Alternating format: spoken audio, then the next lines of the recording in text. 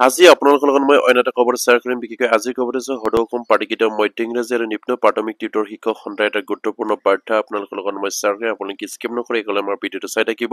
আৰু এতিয়ালৈকে যদি আমাৰ চেনেলটো ছাবস্ক্ৰাইব কৰি কাইণ্ডলি ছাবস্ক্ৰাইব কৰি দিব নিশ্চয় আপোনালোকে স্ক্ৰীনত ফটেক্য কৰিছে ইয়াত 40 আপোনাৰ সভাপতি সম্পাদক জিলা সমিতিসমূহ সদৌ অসম পাৰ্টিগীত মধ্য ইংৰাজী নিম্ন প্ৰাথমিক শিক্ষক টিউটৰ সন্থা বুলি ইয়াত উল্লেখ কৰিছে মধ্য ইংৰাজী আৰু নিম্ন প্ৰাথমিক টিউটৰ শিক্ষক সন্থাৰ আৰু বিষয় জিলা সমিতিসমূহত সাধাৰণ সভা অনুষ্ঠিত কৰাৰ নিৰ্দেশ পত্ৰ আমাৰ প্ৰত্যেকটো জিলাৰ আমাৰ টিউটৰ সন্থাৰ বিষয়ববীয়াসকলক আপোনাৰ প্ৰতিটো জিলাৰ সমিতিসমূহত সাধাৰণ সভা আহ্বান কৰিবৰ কাৰণে বা অনুষ্ঠিত কৰিবৰ কাৰণে কেন্দ্ৰীয় কমিটিৰ পৰা ইয়াত নিৰ্দেশ কৰিছে ইয়াত উল্লেখ কৰিছে যে মহোদয় সাধাৰণ সম্ভাষণ জনালো সংস্থাৰ সাংগঠনিক স্থিতিৰ অধিক সুসংগঠিত কৰা আৰু সমদিত ৰূপত আগ্ৰহ হোৱাটো নিশ্চিত কৰিবলৈ কেন্দ্ৰীয় সমিতিৰ পক্ষৰ পৰা তলত উল্লেখিত নিৰ্দেশনাসমূহ জাৰি কৰা হৈছে বুলি ইয়াত উল্লেখ কৰিছে আজি বিশেষকৈ আমাৰ প্ৰতিটো জিলাৰ আমাৰ টিউটৰ সন্থাৰ সমূহক সাধাৰণ সভা অনুষ্ঠিত কৰিবৰ কাৰণে জিলাসমূহলৈ নিৰ্দেশ দিয়া হৈছে আৰু তেখেতসকলে কিছুমান নিৰ্দেশনা ইয়াত জাৰি কৰিছে সেইখিনি আপোনালোকৰ লগত শ্বেয়াৰ কৰিম আপোনালোকে স্কিপ নকৰি শেষলৈ ভিডিঅ'টো চাই থাকিব 1 নম্বৰ নিৰ্দেশনাত তেখেতসকলে উল্লেখ কৰিছে যে 10 আগষ্ট 2025 তাৰিখৰ ভিতৰত সকলো জিলা সমিতিৰ এক সাধাৰণ সভা অনুষ্ঠিত কৰিব লাগিব 1 নম্বৰ নিৰ্দেশনাতে কেন্দ্ৰীয় কমিটিয়ে আমাৰ জিলা টিউটৰ ছাৰবাইদেউসকললৈ অনুৰোধ জনাইছে বা তেখেতসকলে নিৰ্দেশনা দিছে যে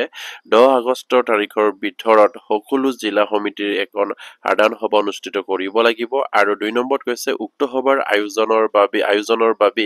8 আগষ্ট 2025 তাৰিখৰ ভিতৰত সভা আহ্বান কৰি কেন্দ্ৰীয় সমিতিক এক লিখিতভাৱে বা হোৱাটছআপ যোগে অৱগত কৰাটো বাধ্যতামূলক আৰু ইয়াত উল্লেখ কৰিছে যে 10 আগষ্টৰ ভিতৰত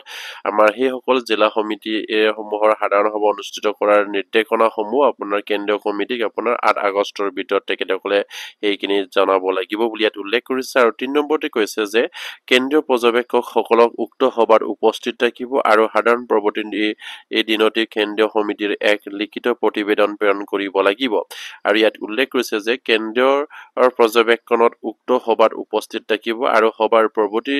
এই দিনতে আপোনাৰ কেন্দ্ৰীয় সমিতিলৈ এক লিখিত প্ৰতিবেদন প্ৰেৰণ কৰিবও লাগিব বুলি ইয়াত উল্লেখ কৰিছে আমাৰ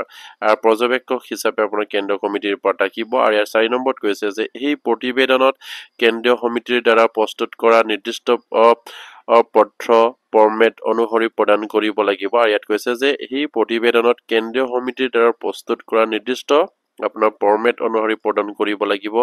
আৰু পত্ৰত সভাত উপস্থিত সদস্যসকলৰ সাক্ষৰতাৰ উপস্থিত তালিকা সংলগ্ন কৰাটো বাধ্যতামূলক ইয়াত উল্লেখ কৰিছে যে পত্ৰখনত সভাত আৰু উপস্থিত আমাৰ যিসকল টিউটৰ ছাৰবাইদেউসকল আছে তেখেতসকলৰ যিখিনি আপোনাৰ সাক্ষৰতা বা সিগনেচাৰ কৰাটো বা তেখেতৰ সহি কৰাটো বাধ্যতামূলক বুলি ইয়াত উল্লেখ কৰিছে আৰু সকলো জিলা সমিতিসকলক এই নিৰ্দেশনা পালনৰ বাবে আন্তৰিক অনুৰোধ জনোৱা হৈছে আৰু নিৰ্ধাৰিত সময়সীমাৰ ভিতৰত সভা অনুষ্ঠিত কৰি সংগঠনৰ গঠনমূলক গতিত অংশগ্ৰহণ নিশ্চিত কৰিবলৈ আহ্বান জনাই সকলোৰে আন্তৰিক সহযোগিতাৰে আপোনাৰ সন্থাক আগবঢ়াই নিবলৈ অনুৰোধ জনোৱা হ'ল বুলি কেন্দ্ৰীয় কমিটিৰ ফালৰ পৰা সেইখিনি নিৰ্দেশনা জাৰি কৰিছে আৰু সেয়ে ইয়াৰ শেষত কৈছে শ্ৰদ্ধা আৰু আন্তৰিকতাৰে আপোনাৰ মুখ্য সাধাৰণ সম্পাদক কেন্দ্ৰীয় সমিতি সদৌ অসম পাৰ্টিগীত মধ্য ইংৰাজী আৰু নিম্ন প্ৰাথমিক টিউটৰ শিক্ষক সন্থা খুবেই এটা গুৰুত্বপূৰ্ণ বিষয় যিহেতু টিউটৰ শিক্ষকৰ সমস্যা বাগী অসম চৰকাৰে ৰাখিছে কেতিয়ানো সেই সমস্যা সমাধান হ'ব এয়া হয়তো আমাৰ মাননীয় মুখ্যমন্ত্ৰীৰ বাহিৰে কোনেও নেজানে আৰু সেইবাবে কেন্দ্ৰীয় কমিটিয়ে বাৰম্বাৰকৈ তেখেতসকলে অশেষ প্ৰচেষ্টা কৰিও তেখেতসকলে যেন সেই প্ৰচেষ্টাৰ পৰা হয়তো তেখেতসকলৰ সফল হ'বলৈ সক্ষম হোৱা নাই আৰু সেইবাবে এই পৰৱৰ্তী পৰ্যায়ত তেখেতসকলে আৰু অধিক তেখেতসকলে ষ্ট্ৰংলি আমাৰ এই টিউটৰ শিক্ষকসকলৰ উদ্ধাৰৰ হকে যাতে নেকি কাম কৰিব যাব পৰা এটা শক্তি তেখেতসকলে ইউনিটি গঠন কৰিবৰ কাৰণে তেখেতসকলে চিন্তা চৰ্চা কৰিছে আৰু সেইবাবে তেখেতসকলে আপোনাৰ প্ৰতিখন জিলাৰ আমাৰ যিসকল টিউটৰ সন্থা আছে তেখেতসকলক 10 আগষ্টৰ ভিতৰতে আপোনাৰ সাধাৰণ সভা অনুষ্ঠিত কৰিবৰ কাৰণে নিৰ্দেশনা জাৰি কৰিছে আৰু এই সাধাৰণ সভা অনুষ্ঠিত কৰাৰ সময়ত আমাৰ